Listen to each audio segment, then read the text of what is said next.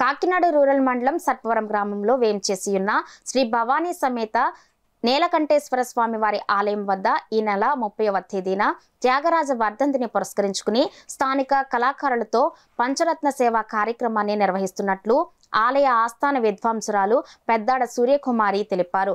కాకినాడలో ఏర్పాటు చేసిన మీడియా సమావేశంలో కార్యక్రమ వివరాలను వెల్లడించారు. సంగీత విద్యార్థులు అందరూ వచ్చి కార్యక్రమంలో పంచరత్న సేవ చేయడం జరుగుతుంది. ఆ కార్యక్రమంలో ముందుగా ఊరేగింపు, తర్వాత త్యాగరాజ స్వామికి పూజ, అనంతరం పంచరత్న సేవ.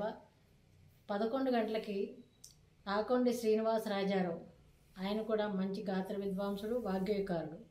ఆయన త్యాగరాజ స్వామి కీర్తనలపై ప్రసంగం చేస్తారు.